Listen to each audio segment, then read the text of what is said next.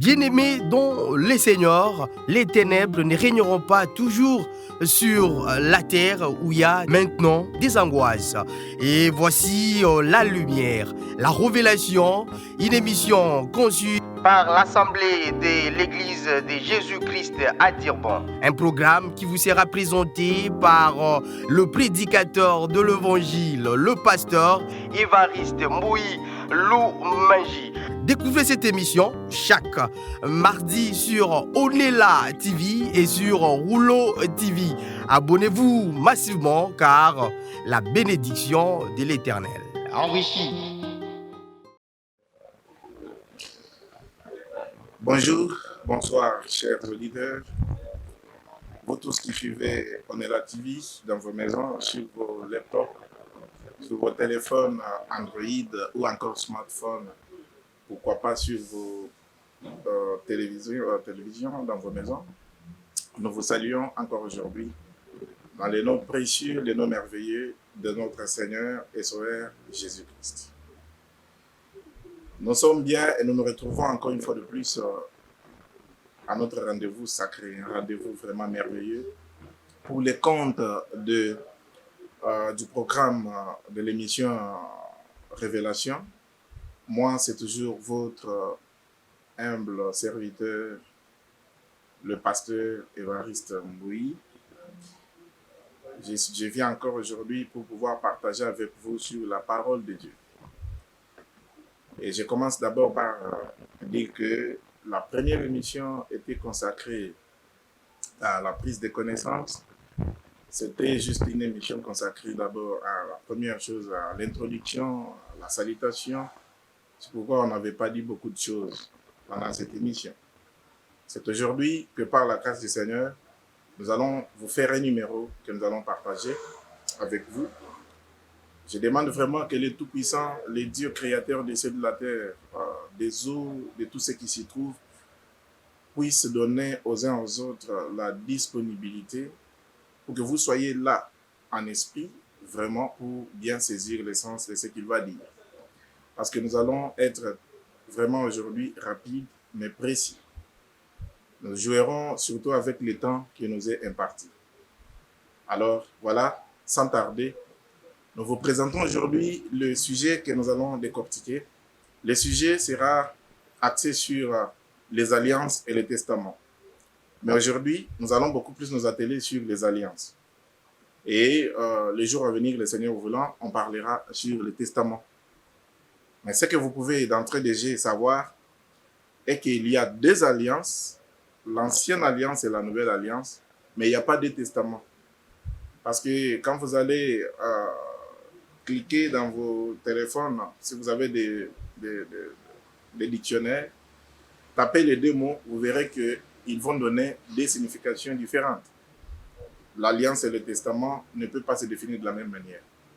Si vous avez des Bibles sur lesquelles c'est écrit Ancien Testament, Nouveau Testament, c'est une erreur des théologiens parce que ce sont les théologiens qui ont reproduit des Bibles. Mais il y a deux alliances et un seul testament. Je vais vous dire pourquoi, parce que tout ça c'est dans la parole de Dieu. Alors, pour ne pas nous disperser, parce qu'aujourd'hui, nous allons beaucoup lire la parole de Dieu. Nous allons beaucoup lire. Il y a des préoccupations des auditeurs qui doivent rencontrer vraiment et trouver des réponses pour pouvoir éclairer les zones d'ombre. Il y en a plusieurs. Nous nous lançons directement dans le sujet qui est intitulé les alliances. Dans les alliances, pourquoi les alliances? Les alliances parce que même s'approcher de Dieu doit être basé sur l'alliance. S'il n'y a pas d'alliance, il n'y a pas de culte. S'il n'y a pas d'alliance, il n'y a pas d'adoration. Bref, s'il n'y a pas d'alliance, on ne peut pas servir Dieu. Voilà pourquoi, lorsque même Dieu a voulu être servi par le peuple d'Israël, il a traité avec Israël une alliance. Donc, en dehors des alliances, vous ne pouvez pas servir Dieu. Il faut être dans une alliance pour servir Dieu. C'est pourquoi nous disons ceci, que dans cette Bible, dans ces livres que tout le monde possède, que tout le monde appelle Bible, Dieu a traité des alliances. La première alliance, Dieu l'a traitée avec la nation d'Israël et l'unique nation d'Israël. Nous allons lire dans Exode sans tarder, parce que j'ai dit que nous n'allons pas beaucoup perdre le temps. Nous nous lancerons directement dans le sujet. Exode chapitre 24e, Exode 24e, nous lirons depuis le premier verset jusqu'au verset 8. Nous disons et nous faisons tout au nom du Seigneur Jésus-Christ. Dieu dit à Moïse, monte vers l'Éternel, toi et Aaron, Nadab et Abihu, et 70 des anciens d'Israël, et vous vous prosternerez de loin. Moïse s'approcha seul, ou s'approchera seul de l'Éternel, les autres ne s'approcheront pas, et le peuple ne montera point avec lui. Moïse vint rapporter au peuple toutes les paroles de l'Éternel et toutes les lois. Le peuple entier répondit d'une même voix, nous ferons tout ce que l'Éternel nous dira. Moïse écrivit toutes les paroles de l'Éternel, puis il se leva de bon matin et bâtit un autel au pied de la montagne et dressa 12 pierres pour les 12 tribus d'Israël. Il envoya des jeunes hommes, enfants d'Israël, pour offrir à l'Éternel des holocaustes et immoler des taureaux en sacrifice d'action de grâce. Moïse prit la moitié du sang qu'il mit dans le bassin, il répandit l'autel, moitié sur l'autel, il prit le livre de l'Alliance et le lit en présence du peuple. Ils dirent, nous ferons tout ce que l'Éternel a dit et nous obéirons. Moïse prit le sang et le répandit sur le peuple en disant, voici le sang de l'Alliance que l'Éternel a faite avec vous selon toutes les paroles. Ça, c'est Dieu avec le peuple après l'avoir sorti de la maison de la servitude, c'est-à-dire de l'Égypte. Pour commencer avec une vie, une marche avec Israël, Dieu a dû traiter une alliance. Ici, on nous a fait un dessin sur comment cette alliance, le soubassement de cette alliance était traitée et inaugurée au moyen du sang des taureaux. Alors le peuple avait dit, oui, nous ferons tout ce que l'Éternel nous dira de faire. Parce que cette alliance est à la base et le soubassement inauguré par le sang des taureaux, mais le soubassement de cette alliance était les lois, les ordonnances et les préceptes que Israël devrait mettre en pratique. L'alliance, c'est accepter tout ce que l'Éternel vous donne de faire. Vous marcherez selon ce que lui-même a ordonné. Dans cette alliance ici, je disais, Dieu traite uniquement avec la nation d'Israël. Les nations où le peuple des gentils, les païens, ne sont pas concernés. Je peux l'éprouver dans Deutéronome, chapitre 7, verset 6, où Dieu dit à Israël, soyez saints. Je vous ai choisi d'entre toutes les nations de la terre pour que vous soyez une nation qui porte mon nom. Et étant nation qui porte son nom, il a fallu que Dieu puisse traiter l'alliance avec les nations, avec la nation d'Israël. Et à cette époque-là, Dieu a laissé toutes les autres nations, les restes des nations, suivre chacune sa voie. Quand vous prenez Actes des Apôtres, parce qu'aujourd'hui nous allons beaucoup lire, prenez d'abord Galates, parce qu'il y a des versets que je vais donner, je vais faire tout simplement des citations pour gagner du temps. Galates chapitre 4, verset 8 jusqu'au 10e. Là-bas, l'apôtre Paul confirme que vous des nations, en ces temps-là, quel temps? Au temps où Dieu avait traité une alliance avec Israël, vous des nations, vous étiez en ces temps-là en train de servir des dieux qui n'étaient pas véritablement des dieux en leur juste titre.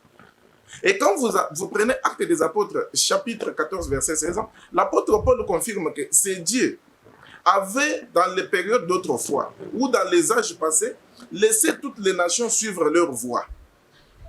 C'est dans l'alliance qu'il y a les cultes. C'est dans l'alliance qu'il y a l'adoration. C'est dans l'alliance qu'on rend des services à Dieu. En dehors de l'alliance, vous ne pouvez pas servir Dieu. C'est qu'en d'autres termes, quand Israël servait Dieu dans l'ancienne alliance, les nations, le reste des nations ne connaissaient rien en ce qui concerne Dieu, en ce qui concerne l'adoration, en ce qui concerne le sacrifice. Parce que c'est dans cette alliance-là que Dieu traite avec Israël qu'il y a même des sacrifices et des offrandes que le peuple donnait à Dieu en conformité avec les préceptes et les ordonnances que Dieu donnait. Je vais donner encore une autre écriture parce qu'aujourd'hui nous allons beaucoup plus parler avec les écritures.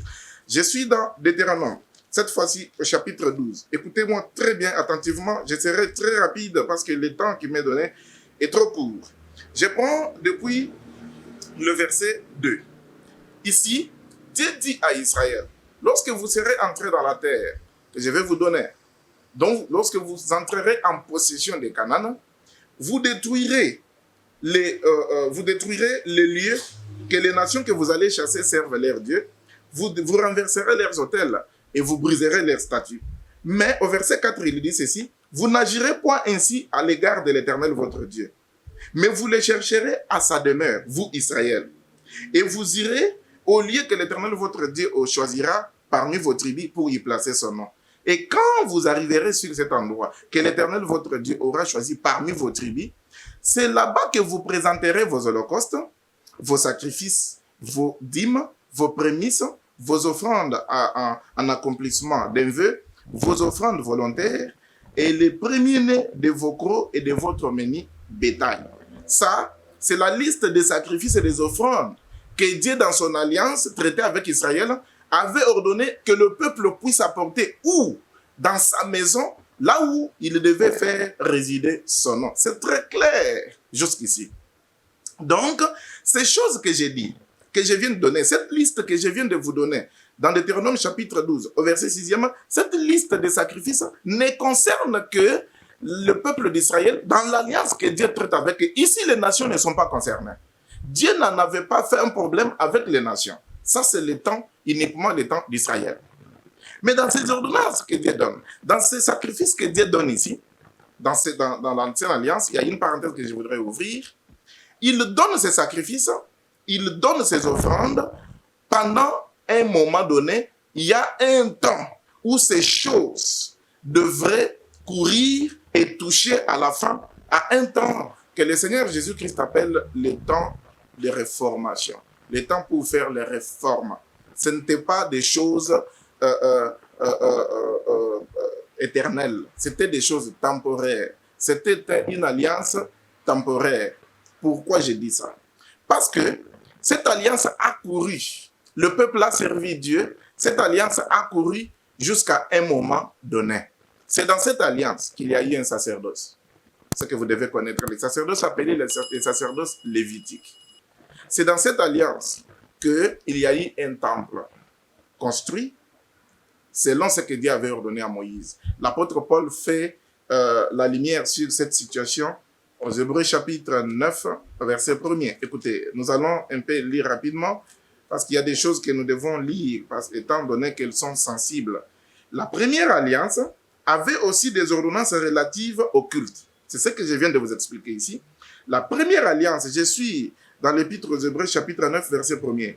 La première alliance avait aussi des ordonnances relatives au culte et un sanctuaire terrestre. C'est ce que j'allais dire tout à l'heure. J'ai dit tout à l'heure là. La première alliance avait des ordonnances relatives. Les ordonnances relatives au culte là, parmi ces ordonnances, il y a aussi Deutéronome chapitre 12, verset 6. Les dîmes, les offrandes en accomplissement d'un vœu, les actions de grâce, les gros et le menu bétail, tout ça. Toutes ces choses, les holocaustes aussi, faisaient partie des ordonnances relatives à ce culte de l'ancienne alliance. Donc, quand l'apôtre Paul dit la première alliance avait aussi des ordonnances relatives au culte. Et comme je venais de dire, que cette alliance ici était une alliance qui a couru jusqu'à un moment. Ce n'est pas moi qui l'ai dit, c'est l'apôtre Paul, établi apôtre des nations par le Seigneur Jésus-Christ. Et nous, nations, nous sommes devenus agréables à Dieu. Nous nous avons été rapprochés de Dieu par l'enseignement, la prédication Christ qui est venu chez nous au moyen de l'apôtre Paul. C'est pourquoi je vais continuer avec la lecture pour que vous compreniez. Après avoir dit la première alliance avait des ordonnances relatives au culte, il dit ensuite un tabernacle fut en effet construit. Il va donner la lumière sur tout ce qui avait eu lieu, tout ce que Dieu avait établi dans la loi, dans l'ancien temps. Mais quand vous arrivez au verset 9, écoutez ce que l'apôtre dit. Il dit ceci. Toutes ces choses-là, parce qu'il va donner comment les temples étaient divisés en deux, les lieux saints, les lieux très saints, comment il y avait un souverain sacrificateur qui entrait une seule fois par an dans les lieux très saints, réservant les services dans les lieux saints aux sacrificateurs qui étaient tous fils d'Aaron, tous descendants de Lévi. Parce que la sacrificature n'était donné qu'à la seule tribu de Lévi, mais les sacerdoces étaient que dans la maison d'Aaron. Tout ça, ce sont des précisions que nous allons donner dans lesquelles vous aurez beaucoup de lumière. Mais comme ce n'est pas ça mon sujet du jour, je voudrais aller parce que moi, je parle des alliances. Dans cette alliance ici, écoutez, après avoir donné la lumière sur toutes ces choses, l'apôtre maintenant explique ces choses au verset 9 et 10. Il dit ceci. C'est une figure, toutes ces choses-là, c'est une figure pour les temps actuels où l'on présente des offrandes et des sacrifices qui ne peuvent rendre parfait sous les rapports de la conscience celui qui rend ces cultes-là. Donc, ces sacrifices et ces offrandes que nous avons énumérées dans Deutéronome chapitre 12, verset 6, l'apôtre Paul confirme que ces choses ne peuvent pas rendre parfait sous l'effet de la conscience toute personne qui continue jusqu'au jour d'aujourd'hui à rendre ces cultes. Pourquoi? Parce qu'il dit que ces choses-là, ces cultes-là, étaient avec les aliments, le boisson, des diverses ablutions, des ordonnances charnelles imposées seulement jusqu'à une époque de réformation. L'apôtre Paul parle ici d'une époque de réformation. On doit faire des réformes. Cette époque de réformation devrait venir avec un autre sacrificateur, souverain sacrificateur, qui devrait remplacer impérativement Aaron pour pouvoir introduire le peuple dans un autre système. Je suis très clair là-dessus. Quand l'apôtre Paul parle de réforme ou de temps de réformation, c'est ce qui veut dire que le peuple s'attendait à un moment au changement des choses. C'est pourquoi quand vous arrivez au chapitre 10, toujours d'Hébreu, nous allons beaucoup lire en hébreu. Je pense que c'est dans cet épître aux Hébreux qu'il y a vraiment beaucoup de choses. Pourquoi nous faisons ça? Nous faisons ça pour que vous arriviez à vous situer lorsque vous dites servir Dieu. Il faut que vous fassiez les choses correctement et conformément, mes frères et sœurs. Voilà ce que nous cherchons. Nous ne cherchons pas je ne sais pas moi, chercher une certaine place ou une lutte de position. Non, notre position, nous en avons déjà. La position, c'est que nous sommes serviteurs de Dieu. Et étant serviteurs, nous sommes obligés à donner tout ce que le Seigneur nous ordonne de donner à son peuple pour son salut. Alors, comme le temps court, je prends directement Hébreux chapitre 10, parce que l'apôtre Paul a dit que ces choses-là, ces cultes-là, cette alliance-là, devraient tenir jusqu'à une époque de réformation. Alors, l'époque de réformation vient quand? L'époque de réformation vient aux Hébreux chapitre 10, à partir du verset 5. Il dit ceci. Christ entrant dans le monde, que le Seigneur soit béni. Vous comprendrez que la première alliance, on n'a pas parlé de Christ. Donc, là-bas, ce sont plutôt Aaron et ses enfants qui font les sacerdoces. Dans les sacerdoces, il y a les cultes, il y a les lois, il y a les ordonnances, il y a les préceptes, ainsi de suite, qui font le poids de cette alliance-là. Pour qu'il y ait alliance, il faut qu'on voie dans cette alliance un sacerdoce. Il faut qu'on voie dans cette alliance un culte. Il faut qu'on voie dans cette alliance l'adoration. Donc, vous voyez que toutes ces choses ont eu lieu pendant un moment donné. Maintenant, quand Paul nous parle de réformation, une époque de réformation, nous avons l'aptitude maintenant de nous poser la question, l'époque de réformation, c'est comment, c'est quand, qui en est le meneur? Maintenant, nous prenons Hébreux chapitre 10, au verset 5e. Il dit ceci, Christ entrant dans le monde. Vous voyez que depuis ce que nous allons lire avant, Christ n'était plus. Maintenant, au verset 5 du chapitre 10, Christ entre dans le monde. Lorsqu'il est entré dans le monde, écoutez ce qu'il dit. Christ entrant dans le monde, il dit au Père, tu n'as voulu ni sacrifice, ni offrande. Tu m'as formé plutôt un corps. Le verset 5, le verset 6 et le verset 7 disent la même chose. Mais le verset 8 fait la synthèse de ces trois versets que je viens d'énumérer. 5, 6 et 7. Au verset 8, il dit, tu n'as voulu et tu n'as créé ni sacrifice ni offrande. C'est qu'on offre selon la loi. Oh, que le Seigneur soit béni. Il y a eu le temps de réformation.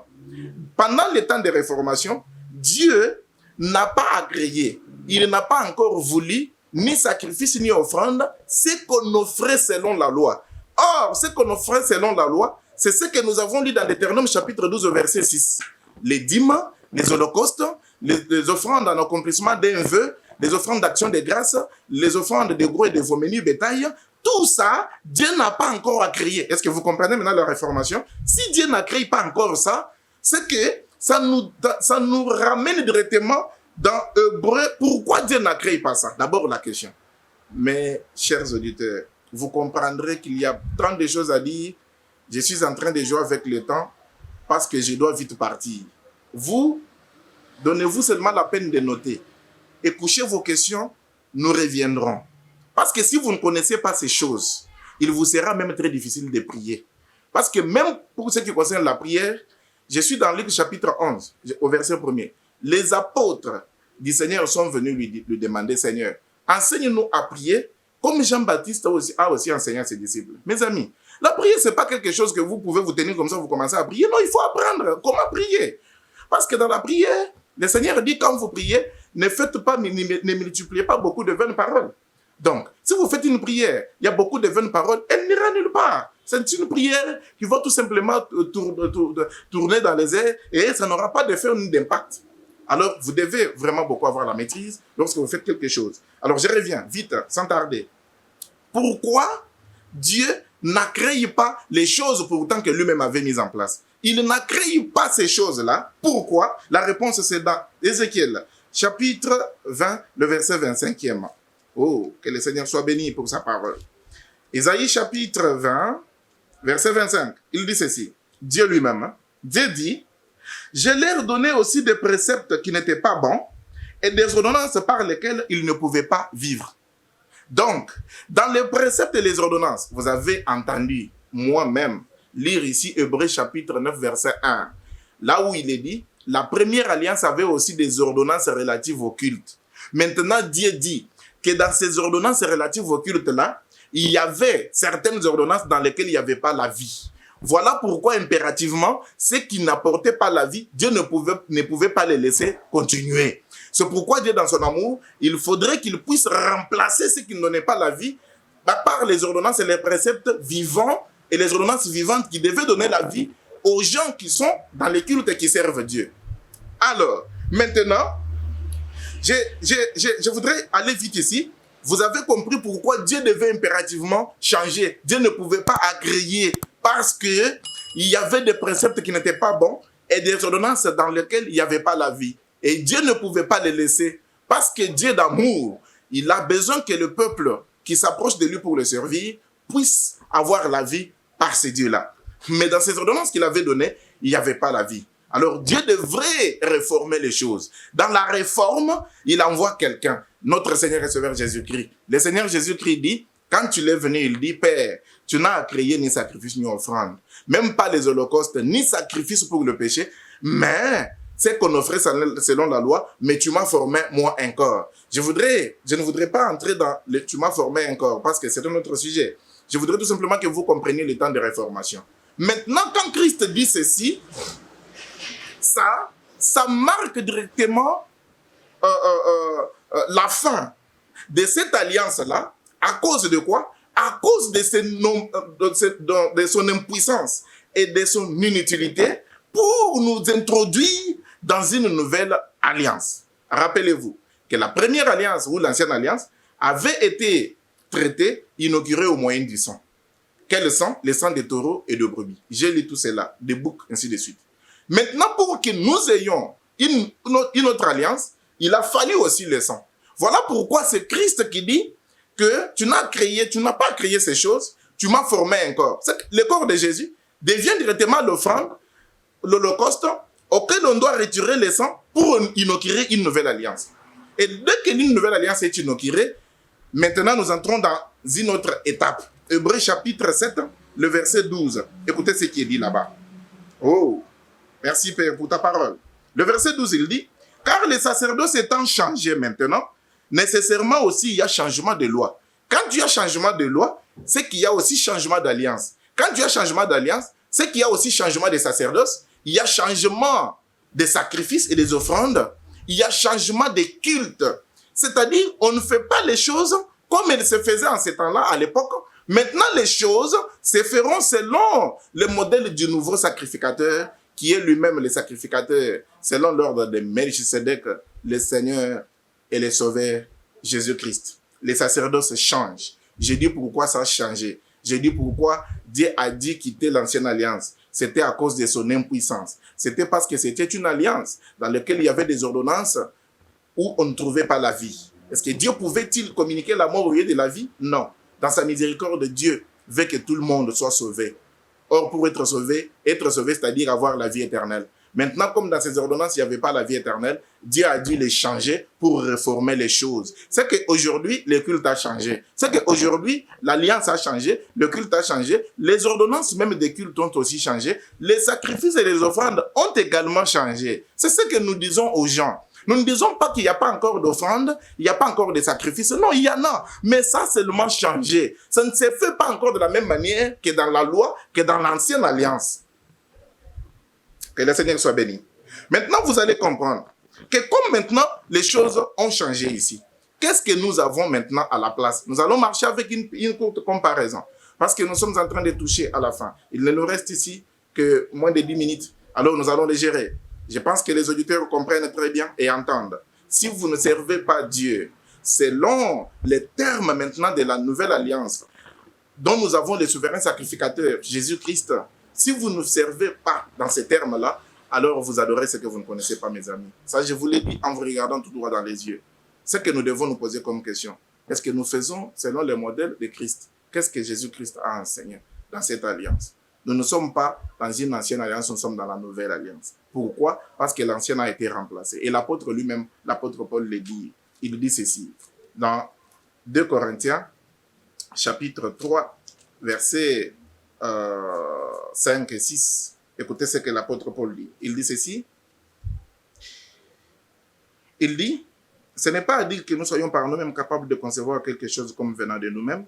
Notre capacité, au contraire, vient de Dieu. Verset 6. C'est Dieu nous a aussi rendu capables d'être ministres d'une nouvelle alliance. Le langage change. Il nous a rendu aussi capables d'être ministres d'une nouvelle alliance. Si Paul parle ainsi, parlant d'une nouvelle alliance, c'est-à-dire qu'il y a eu aussi une nouvelle alliance avec les ministres. Qui étaient les ministres de l'ancienne alliance? Le ministre de l'ancienne alliance, c'était Aaron et ses enfants. Parce que c'est Aaron, le souverain sacrificateur, et ses fils comme les sacrificateurs. Quand vous allez dans 1 Corinthiens chapitre 9, versets 13 et 14, Paul donne le détail sur ça. Il dit, ne savez-vous pas que ceux qui remplissent les fonctions sacrées sont nourris par le temple? Qui remplissent les fonctions sacrées au temple? N'est-ce pas les Lévites? N'est-ce pas les enfants d'Aaron? C'est Aaron. Et il dit que ceux qui travaillaient à l'autel avaient part à l'autel. Donc, vous comprendrez que l'ancienne alliance avait aussi des ministres dans la maison d'Aaron, lui-même et ses enfants. Maintenant, dans ces temps de réforme, Paul dit que Dieu nous a aussi rendu capables d'être ministres d'une nouvelle alliance. Il reconnaît, si Paul reconnaît qu'il est maintenant ministre dans la nouvelle alliance, toi maintenant tu es chrétien de quelle alliance? Parce que dans l'ancienne alliance, il n'y a eu même pas de chrétiens. Il y avait des pratiquants de la loi de Moïse. Le terme chrétien vient avec le Seigneur Jésus-Christ. Or, c'est lui le précurseur de la nouvelle alliance. C'est lui le médiateur. Selon Hébreux chapitre 9, verset 15. C'est Jésus-Christ, notre Seigneur, qui est le médiateur de cette nouvelle alliance. C'est-à-dire que c'est son sang qui nous introduit dans cette alliance. Quand il l'a fait couler, ces jours-là, Christ dit tout est accompli. C'est que je l'ai retiré les ordonnances qui les tuaient. Je l'ai remis dans les ordonnances qui sont vraiment véritables, vivantes. Et quand ils vont servir le Père à travers ces ordonnances, ils seront considérés par le Père comme des vrais adorateurs, parce que lui-même avait parlé des vrais adorateurs qui adoreront le Père en esprit et en vérité. Alors, si vous adorez Dieu dans la manière de la loi de Moïse, dans l'ancienne alliance, vous êtes à côté. Parce que Dieu avait déjà aboli tout ça. Parce qu'écoutez très bien, comment voulez-vous servir Dieu dans ce qu'il n'est plus? Hébreux chapitre 8. Hébreux chapitre 8. Je suis au verset 7. Il dit ceci. En effet, si la première alliance avait été sans défaut, il n'aurait pas été question de la remplacer par une seconde. Mes amis, vous comprendrez directement que vous ne pouvez pas vous référer à l'ancienne alliance pour servir Dieu. Il y en a qui se réfèrent à cette alliance. Lorsque vous prenez seulement un sacrifice, une offrande de l'ancienne alliance, vous imposez aux gens de donner dans le christianisme pendant le temps de réformation, mais vous induisez ces gens en erreur et par conséquent, vous n'irez nulle part, vous êtes dans la perdition. Vous devriez vous repentir. C'est très clair. Il est écrit ici que si la première alliance, en effet, si la première alliance avait été sans défaut, il n'aurait pas été question de la remplacer par une seconde. Car c'est avec l'expression d'un blâme que le Seigneur dit à Israël, « Voici les jours viennent, dit le Seigneur, où je ferai avec la maison d'Israël, la maison de Juda, une nouvelle alliance. Non comme l'alliance que j'ai traitée avec leur père, le jour où je les saisis par la main pour le faire sortir du pays d'Égypte, car ils n'ont pas persévéré dans mon alliance. Et moi aussi, Dieu, je ne me suis pas soucié d'eux, dit le Seigneur. Mais voici l'alliance que je ferai avec la maison d'Israël. » Dieu promet une nouvelle alliance à la maison d'Israël, que vous allez comprendre que l'alliance nouvelle dans laquelle Dieu a traité avec l'humanité maintenant, dont la plus grande partie est formée des nations, Israël est exempté. Pourquoi? Parce que quand vous prenez Luc au chapitre 2, vraiment il y a beaucoup de choses. Au chapitre 2, Siméon parle à partir du verset 31 au sujet de Jésus. Les parents ont amené l'enfant dans les bras de Siméon pour accomplir sur lui ce que la loi avait prescrit. Siméon ayant pris Jésus dans ses bras, il dit ceci à Dieu. Il dit, oh, Marie, sa mère, il dit, cet enfant est destiné à être un signe qui va créer beaucoup de contradictions ici en Israël. Parce que par cet enfant, il y aura la chute des uns et le relèvement de plusieurs ici en Israël. C'est ainsi que lorsque Jésus-Christ vient en Israël, ce n'est pas tout Israël qui a crié. Il y a une partie qui a crié et une autre partie est allée dans l'endurcissement. La partie qui a crié, c'est la partie qui est liée aux nations pour composer l'Église maintenant. Parce que quand vous prenez 1 Corinthiens chapitre 9, versets 20 et 21, l'apôtre Paul dit que Dieu ne nous a pas seulement... Non, ce n'est pas 1 Corinthiens, c'est plutôt au Romains chapitre 9. L'apôtre Paul dit, Dieu ne nous a pas seulement choisis d'entre les Juifs, mais il nous a aussi appelés d'entre les nations. C'est que vous allez comprendre que la partie d'Israël qui avait cru et les nations qui ont accepté le Seigneur Jésus-Christ composent désormais le corps du Seigneur, l'Église. Maintenant, vous allez comprendre aussi, je rentre dans cette idée parce que je ne dois pas, je dois descendre maintenant pour pouvoir chuter à cause du temps. Il dit au verset 13, en disant une alliance nouvelle, il a déclaré la première ancienne. Or, ce qui est ancien, c'est ce qui a vieilli et prêt à disparaître. Oh, mes amis, mais cette alliance a disparu. Cette alliance a vieilli. C'est très clair, ce n'est pas moi qui dis ces choses, mais c'est écrit. Votre culte, votre dévotion, vos rassemblements, vous les faites sous quel soubassement? Sous le soubassement de l'ancienne alliance ou sous le soubassement de la nouvelle alliance? Si vous faites votre culte ou vos cultes, vos assemblées, vos regroupements et autres, vos dévotions, si vous faites tout ça sur base de l'ancienne alliance, c'est le moment de pouvoir vous repentir. Vous devez plutôt demander maintenant comment est-ce que nous devons faire les choses. Parce que, comme la première alliance, l'ancienne alliance avait des ordonnances relatives au culte, et cette alliance nouvelle, cette alliance véritable, vivante, a aussi des ordonnances relatives au culte. Le même Paul, qui a reçu le mandat de la part du Seigneur d'apporter son évangile aux nations, il dit que faire lorsque vous vous assemblez. Comment vous devez faire les choses lorsque vous vous réunissez? Est-ce que vous vous êtes demandé, je suis dans 1 Corinthiens chapitre 14, verset 26, vous vous êtes demandé d'abord même le modèle de votre culte. Quand vous vous rassemblez les dimanches ou n'importe quel autre jour de réunion, le modèle que vous faites là, vous tirez ça où? Vous le tirez d'où? Parce qu'en tant qu'enfant de Dieu, vous devez faire tout. Dieu avait dit à Moïse, garde-toi de faire tout selon le modèle que moi je te montre. En tant que peuple de Dieu, enfant de Dieu, mais ayez la conscience de vous poser la question, oui, vous le faites bien. Vous adorez bien avec les yeux en direction du ciel, le Saint-Esprit descend, quitta, c'est bien, la main sur la poitrine, c'est bien. Jusque-là, c'est bien. Mais qu'est-ce qui vous donne de faire ce que vous faites? C'est ça. Donc, en tant que peuple de Dieu, revenez un peu en arrière. Posez-vous la question. Je vous aime beaucoup comme vous aussi vous m'aimez. Je n'en ai aucun doute. Mais posez-vous la question dans ce que nous faisons. Nous sommes dans les termes de l'ancienne alliance ou plutôt nous sommes dans les termes de la nouvelle alliance. Or, si vous servez dans l'ancienne alliance, écoutez ce que l'apôtre Paul dit. Je suis dans Galates, chapitre 5, verset 4. L'apôtre Paul dit, vous êtes séparés de Christ, vous tous qui cherchez la justification dans l'ancienne alliance. Vous êtes séparés de Christ. Ça ne vous interpelle pas. Voulez-vous vraiment aller vaille que vaille et rester, aller comme cela séparés de Christ? Vous êtes séparés de Christ, vous tous qui cherchez la justification dans l'ancienne alliance. N'avez-vous pas lu ça? N'avez-vous pas ces livres dans votre Bible? Et encore, je vais dans Romains chapitre 10, verset 4.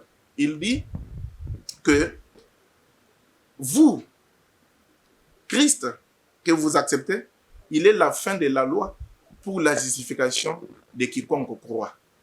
Christ est la fin de la loi, donc la fin de l'ancienne alliance. À cause de son impuissance et de son utilité, Dieu a trouvé et a conclu une nouvelle alliance avec l'humanité. Jean chapitre 3, verset 16. Dieu a tant aimé le monde, il a donné son Fils unique, afin que quiconque croit en lui ne périsse point, mais qu'il ait la vie éternelle. Et cette alliance a été conclue avec le sang propre de son Fils Jésus-Christ. Si tu dis que tu es chrétien, tu devras entrer dans cette alliance. Tu devras servir Dieu selon les ordonnances du culte qu'il lui a établies. Aujourd'hui, je ne vous donne pas ces ordonnances. Il y en a. Comme il y en avait dans l'ancienne alliance, retenez que dans cette alliance nouvelle avec le Seigneur Jésus-Christ, il y a aussi des ordonnances relatives au culte. Comment vous devez faire vos cultes. J'ai d'ailleurs donné en Corinthiens chapitre 14, verset 26, que faire lorsque vous vous assemblez, les uns ou les autres. Allez lire chez vous. Trouvez si ce que vous faites est conforme à ce qui est donné. Vraiment, il y a beaucoup de choses à dire, mais le temps est court. Je vous laisse par là aujourd'hui. Ce n'est pas fini. Après avoir auditionné ça, je sais qu'il y aura des questions. Posez vos questions. Abonnez-vous sur Onela TV, mais aussi sur Orlo TV. Nous serons là à votre disposition. Pour le moment, que la paix, que la grâce de Dieu notre Père soit avec votre esprit. Au nom merveilleux et glorieux de Jésus notre Seigneur. Ciao.